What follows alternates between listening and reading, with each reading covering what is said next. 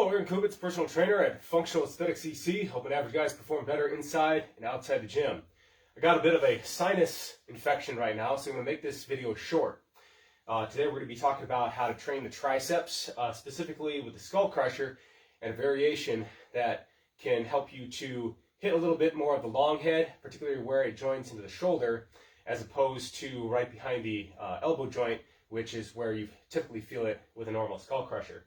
So if you're focusing on training your triceps instead of just your biceps, congratulations, you made it past the novice stage of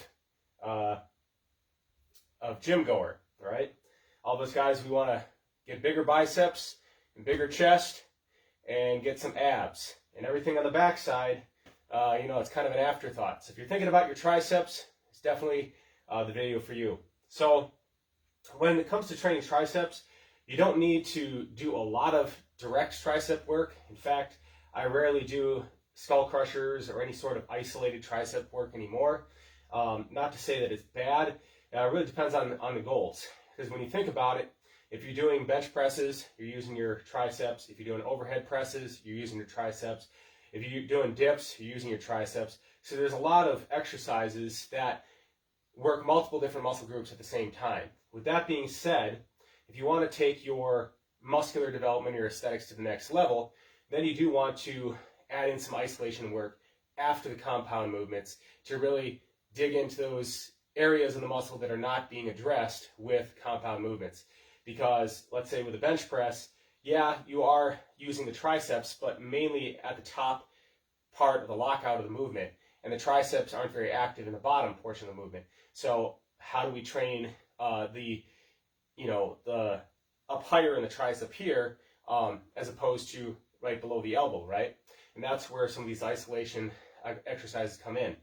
So the first isolation exercise for the triceps that I would use is a close grip bench press, right? Close grip bench press is going to take more of the emphasis off of the chest, off of the shoulders, put it more on your triceps. You can actually move more weight with it as well than any other isolation exercise for your triceps. And so it's a good place to start your isolation movements, right? So for example, if you did a regular bench press, then you did a close grip bench press, and then you go to isolation work if needed, right? And if needed really depends on what are your goals. Are you trying to really maximize hypertrophy for bodybuilding competition? Are you just trying to stay in shape? Are you trying to build more strength? Because obviously the more exercises that you add into your routine, it's going to take more time. And so the best bang for your buck is generally doing those compound movements. But if you do have more time and your goals are such that you are trying to, hit your muscles from every possible angle to maximize muscle growth, then you might want to consider doing some isolation movements. So the typical way that you do your skull crusher is like it sounds. You're kind of like crushing your skull, right? So you have the arms here, and then you're bringing it down basically to your forehead, right? And then from there, just pushing it back up. Now, and you should, if you have the opportunity to do this next time you go to the gym, give this a try and, notice how this actually feels to you. When I do this, like this, I feel most of the stress just underneath the elbow, right? Now, what I invite you to do is to initiate this movement instead by taking in a deep breath and then keeping your elbows and everything locked out, moving from the shoulders, extend back almost like you're starting to do a pullover. And when you get back to 20 to 30 degrees behind the head, that's where you start bending the elbow. And then from this position right here, then you're just going to straighten your arms out and try to maintain that angle in your upper arm the whole time.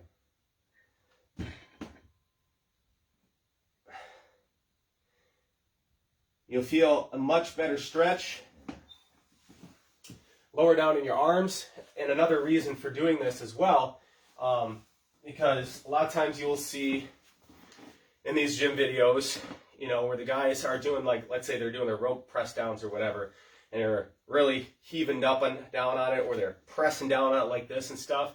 Although, there's slight variations in the way that you do stuff, but a lot of times how big you get, how big your muscles get and stuff like that really depends on the genetics, and it also depends on the diet. Like, you can have the perfect workout routine, doing all your exercises with pristine form.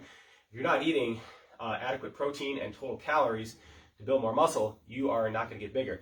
Case in point, look up a video of Bernal Fox. He was a bodybuilder in the 80s. I think he actually got incarcerated for like manslaughter at one point, but the guy was just massive. And the way that he did his exercises, like, the form was just atrocious, and yet he was still huge. So take this with a grain of salt. So going back to what I was saying before, is that a lot of times people will be doing, their tricep exercise and have way too much swing in their arms, right? And so you have the guys come along and be like, okay, we don't, you need to make sure you're, pinning your elbows to your sides when you're doing it, right? So you're isolating those triceps. And that's good, at least if it's preventing you from having wild swinging, right? But as you gain a better mind-muscle connection with the muscles, it's actually ideal to have a slight rise in the elbows and then pushing it back behind you. And the reason for this is because, and you might be saying, okay, well, that's kind of almost like you're using your lats, right? Okay, well, your lats, one of their functions is to extend the shoulder joint. Same thing with the triceps. Their primary function is to extend the elbow, but also to extend the shoulder joint. So if you become too rigid in your movement and you don't allow any swing there, right, then you're inhibiting the normal functioning of your triceps muscle. So the same thing here with this. When you bring that arm back behind your head a little bit, and you allow a little bit of that stretch, get the lats slightly stretched, and then extending from here, focusing on complete stretch. Now, if you've been used to doing them the regular way, chances are the weight you use will have to come down drastically. And it doesn't necessarily mean that it's that much harder of an exercise. I mean, it could be just because of the angle that you're using and stuff like that. In my experience, if it's a novel exercise, it's going to be harder just because the muscles involved, or the portion of the muscle in that muscle group involved, has not been getting developed as much as the other ones, right? And one of the guys that I was showing this to a few months back, he was doing skull crushers with, around 115 pounds, for like 10 reps or so.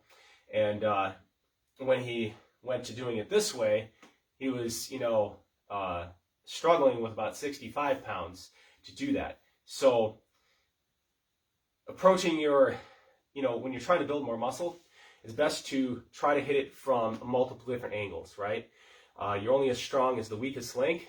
And in fact, research in some recent research articles has shown that you can actually build as much muscle with a partial range in the first half of the range of motion as doing full range of motion reps.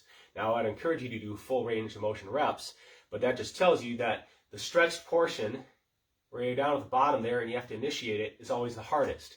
So whether it's doing tricep extensions, whether it's doing, and you're doing a tricep extension and you're coming down like this and you can't quite get it, so you hike your elbows back a little bit to help get you over the edge, then it means the tricep wasn't strong enough. The same thing if you're doing chin-ups, right? If you're doing the chin-up, and instead of coming all the way down to a dead hang and focusing on allowing your shoulder girdle and everything to stretch out before re-engaging and pulling yourself back up again, yeah, you can do more reps, but you're only strengthening the muscle in a short period range of motion. And so if you're going to be playing sports or something like that, where that range of motion can be challenged, and often in a very dynamic fashion under speed and, fast acceleration, this is oftentimes where guys will pull a hamstring muscle, guys very strong and muscular, but hasn't been training with a full range of motion, just been lifting really heavy weights, but not challenging at the end ranges of the motion of the joint where that muscle is the weakest. So hopefully you found some value out of this. I'm going to stop talking because I'm starting to lose my voice. But if you like the video, hit the like button. And if you have any further comments to add, feel free to add them in comments below. And we'll see you all next time for more health and fitness information.